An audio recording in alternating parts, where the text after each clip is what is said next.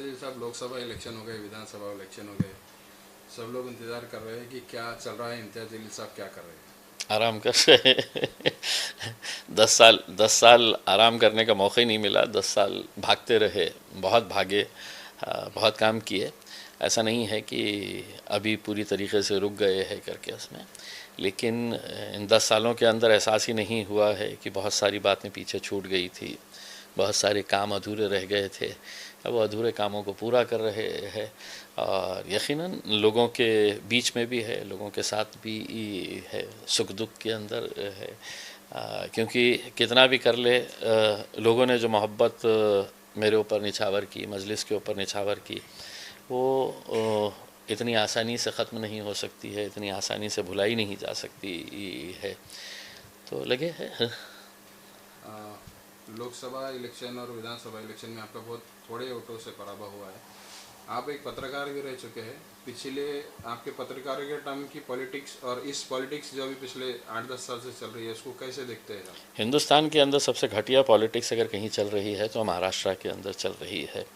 और ये मैं बार बार कहते हुए आया हूँ कि ठीक है, राजनीति का मतलब नहीं है कि आप बिल्कुल इंसानियत ख़त्म कर देना चाहिए।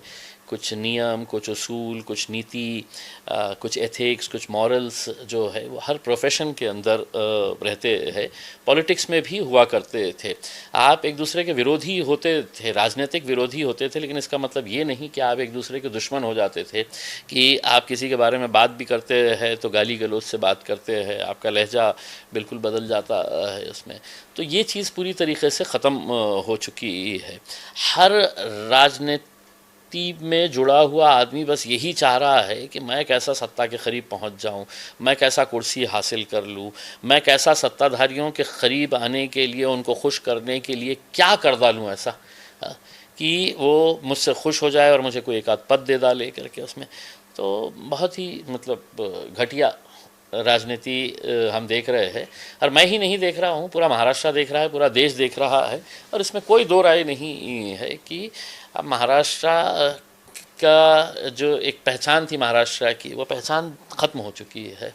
अब बेईमानी के लिए जाना जाता है, आप दगाबाजी के लिए महाराष्ट्र जाना जाता है कि लोग धोखा कैसा देते हैं, लोग फरेब कैसा करते हैं, चीटिंग कैसा करते हैं, इसके लिए महाराष्ट्र अब जाना जाता है। राजू शिंदे ने कल एक संजय सिसोदिया के ऊपर आरोप लगाया, और एक बात बार बार आपने भी आपके भाषण में कही कि एकनाथ शिंदे ने आपको हराने के लिए हेलीकॉप्टर में पैसा लगाया था। देखिए, ये मुझे कहने की ज़रूरत क्यों पड़ रही है और राजू शिंदे को कहने की ज़रूरत क्यों पड़ रही है, ये सब हर कोई जानता है। मतलब लेकिन अब हम किससे ये करें कि बताएं किसको, कि सुनने वाला जो है अगर उसने कानों में रुई भर के रखा हुआ है और वो सुनना ही नहीं चाहता है। मैंने लोकसभा के अंदर एक भाषण दिया था, नरेंद्र मोदी साहब सामने बैठे हुए थे। तो उस भाषण के अंदर मैंने ये कहा था कि साहब, आपसे रिजर्वेशन मांगने का मतलब ये है कि हमने अपना सर दीवार के ऊपर फोड़ना है करके, आप तो हमको सांस लेने दे रहे हैं, यही बहुत बड़ा उपकार कर रहे हैं करके इस तरह का आपने एक रवैया तैयार कर दिए है। तो महाराष्ट्र के अंदर हम शिकायत लेके जाए किसके पास है? सरकार उनकी, प्रशासन उनका, पुलिस उनका। क्या पुलिस को नहीं मालूम है कि पैसा कैसा बैठा गया है, किस किस की गाड़ियों के अंदर गया है करके? क्या प्रशासन को नहीं मालूम? क्या इलेक्शन कमीशन की टीम जो आई हुई थी, कैसे वो मेरे पीछे ही लगी हुई थी? हा? उनको ये नहीं पता है कि कितना करोड़ों रुपया पैसा खर्च हुआ है करके उसमें? ये सब जानते हैं इसमें अंदर। लेकिन फिर वैसी वैसी बात है कि हम बोलना मतलब ये है कि अपना सर दीवार के ऊपर टकराना और सर फोड़ देना। आमदार एक रात में ही अपनी पार्टियां बदल लेते हैं, लेकिन आपने कुछ दिन पहले जिक्र किया है चंद्रकांत खैरे एक निष्ठावान शिव सैनिक बल की अपनी पार्टी में देखिए देखिए ठीक है, राजनीति के अंदर देखिए साहब, मतलब हर आदमी को इख्तियार है कि वो कोई भी पॉलिटिकल पार्टी में जा सकता है उसमें। लेकिन जब आपको जिसने बड़ा किया है, अगर आप बड़े होने के बाद उसे ही धक्का देकर गिराना चाह रहे हैं, तो आपकी मानसिकता क्या है, आपकी सोच क्या है, आपकी परवरिश क्या है, आपकी तरबियत क्या है, इस बात का अंदाज़ा लगता है। ऐसे हालात के अंदर जब जिस बाला साहब ठाकरे ने इतने सारे शिव सैनिकों को बड़ा किया, हाँ, सड़क के ऊपर से, लिटरली सड़क के ऊपर से उठा के आज कितने शिव सैनिक पूरे महाराष्ट्र के अंदर दिखेंगे? जो कभी सब्ज़ी बेचने वाला था, कभी कोई पेंटिंग का काम करने वाला था, कोई रिक्शा चलाने वाला था, कोई टेम्पो चलाने वाला था, वो आज धन्ना सेठ हो गए हैं। किसकी वजह से हुए हैं? आज ठीक है, उनके उनके बच्चे के बुरे दिन चल रहे हैं उद्धव ठाकरे के, लेकिन ठीक है आप पार्टी छोड़िए, लेकिन कम से कम उसके बारे में इस तरह का लहजा तो इस्तेमाल मत करिएगा उसमें। राजनीति के अंदर है तो हर कोई ऊपर रहता है, ऐसा नहीं है। न्यूटन की थियरी है, जो चीज़ ऊपर जाती है वो नीचे आती है। तो एक दिन नरेंद्र मोदी भी नीचे आएंगे, एक दिन देवेंद्र फडणवीस भी नीचे आएंगे, एकनाथ शिंदे भी नीचे आएंगे, नीचे वाले ऊपर जाएंगे। सोशल मीडिया पे एक पोस्ट वायरल हो रहा है जिसमें बताया जा रहा है कि आप राजनीति छोड़ने वाले हैं। देखिए, मैंने एक इंटरव्यू में ये बताया था कि मुझे राजनीति इतनी अब ऐसी हालात को देखते हुए अब एक उम्मीद से आदमी आता है कि यार चलो राजनीति के अंदर आएंगे, अपने पास ओहदा है तो कुछ अच्छे काम करेंगे। और यकीन मानिएगा कि मतलब 10 साल के अंदर हमने पूरी ईमानदारी के साथ कोशिश की। हम ये दावा नहीं कर रहा हूँ मैं कि मैंने सब कुछ बदल दिया हूँ करके उसमें, लेकिन कम से कम इस शहर का माहौल हमने अच्छा रखे। 10 साल के अंदर जो एक कम्युनल माहौल तैयार करके रखे थे, हर चीज़ के अंदर हिंदू मुस्लिम किया करते थे, उस माहौल को हमने बेहतर बनाए है। हमने लोकसभा के अंदर लोगों को जब भेजा जाता है अपने प्रतिनिधि के तौर के ऊपर, तो वहाँ पर आवाज़ पूरी ईमानदारी के साथ हमने उठाए। मुद्दे जो है वो आम लोगों की ज़िंदगी से जुड़े हुए मुद्दे उठाए हमने, चाहे वो पानी का मसला हो, रेल का मसला हो, प्लेन का मसला हो, किसानों का मसला हो, महिलाओं का हो, युवाओं का हो, खेलकूद का हो। तो ये सब चीज़ें जो है ये पार्लियामेंट के अंदर हमने उठाए हैं।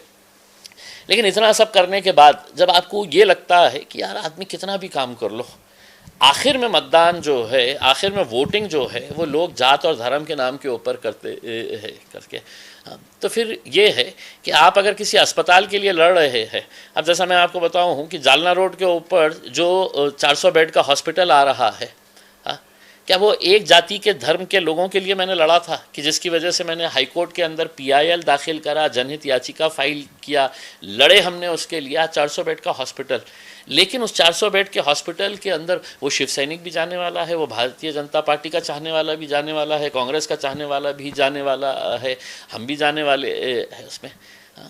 तो जब आप एक अच्छा काम कर रहे हैं, उसके अंदर जाति धर्म नहीं देख रहे हैं, तो वोटिंग के दौरान ये लोग हैं तो सिर्फ जात और धर्म क्यों देख रहे हैं?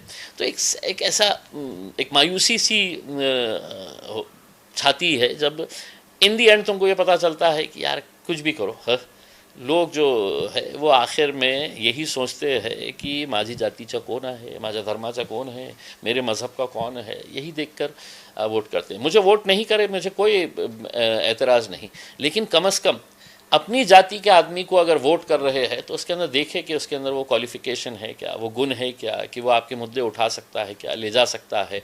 वरना आपका एक वोट अपने आप को, आने वाली पीढ़ी को बहुत साल पीछे ढकेल देता है, अपने शहर को, अपने ज़िले को बहुत साल पीछे ढकेल देता है।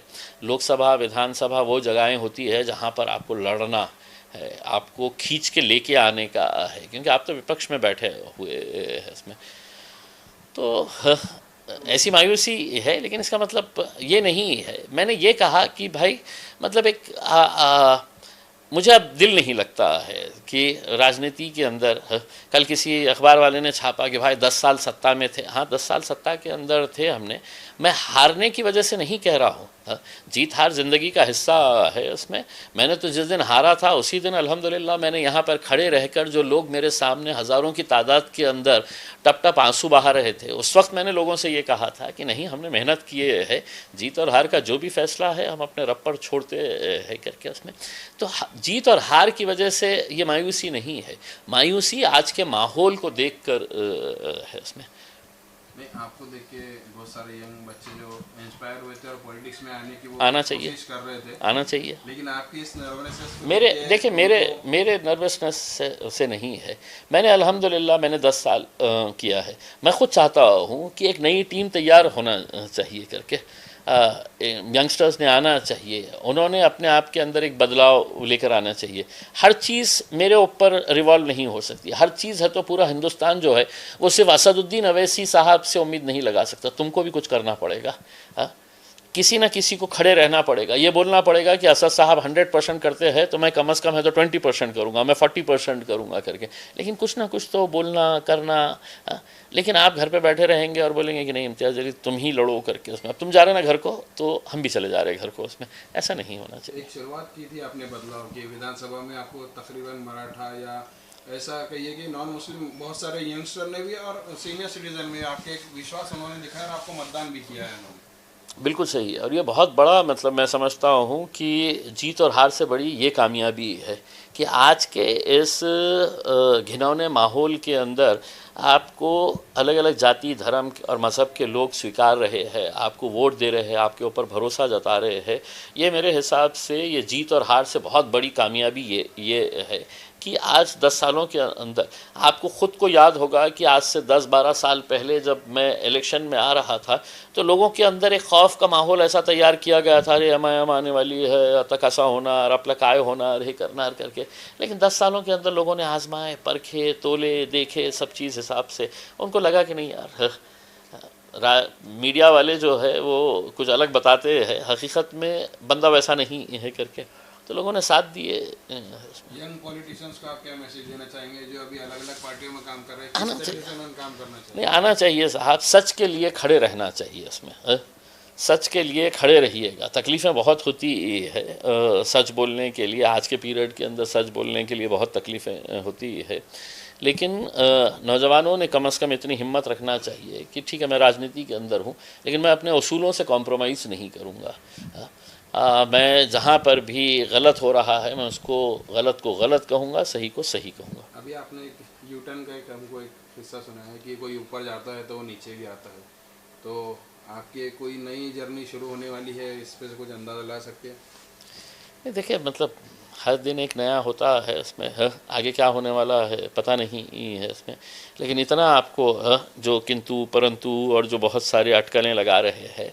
देखिए मुझे इस मुकाम तक पहुंचाने के अंदर बैरिस्टर असदुद्दीन अवैसी साहब का बहुत बड़ा हाथ है। जिस यकीन और जिस भरोसे के साथ उन्होंने मुझे इतना फ्री हैंड दिया और उन्हीं की मेहनतों की वजह से, उन्हीं के यकीन की वजह से मुझे असेंबली में भी जाने का मौका मिला, लोकसभा में भी जाने का मौका मिला। तो मैं असद साहब का तहे दिल से शुक्रिया अदा करता हूँ और असद साहब के आगे मैं कभी जा नहीं सकता हूँ, उनका जो हुक्म जो फरमान रहेगा मैं मानूंगा। थोड़े दिन में आपको नहीं, मैं देख रहा हूँ कुछ मीडिया वालों ने ये भी चलाए है करके, उसमें आए थे, बैठे, बात करे, खाना वाना खाए, आराम से हंसी मजाक करे। क्या इम्तियाज़ जलील साहब राज्यसभा में हमारे को देखने को मिलेंगे? देखिए मतलब इतना आसान नहीं होता है, राज्यसभा के अंदर जाने के लिए आपको बहुत सारे सपोर्ट की ज़रूरत होती है और मैं नहीं समझता हूँ कि इतना सपोर्ट अभी हमारे पास है करके। ठीक है, राज्यसभा के अंदर जाने के लिए भी बहुत सारी चीज़ें भी लगती है कि आपको इनको लेना उनको लेना ये करना पड़ता है, तो वो सब चीज़ें तो है नहीं उसका, जहाँ पर है वहाँ पर है। और आप ये मत समझिएगा कि मैं एमएलए नहीं हूँ करके, उसमें जीतने वाले एमएलए और हारने वाले एमएलए के अंदर अगर 2000 वोटों का फ़र्क है तो समझ लीजिएगा कि मतलब वो बहुत बड़ा फ़र्क नहीं है इसमें।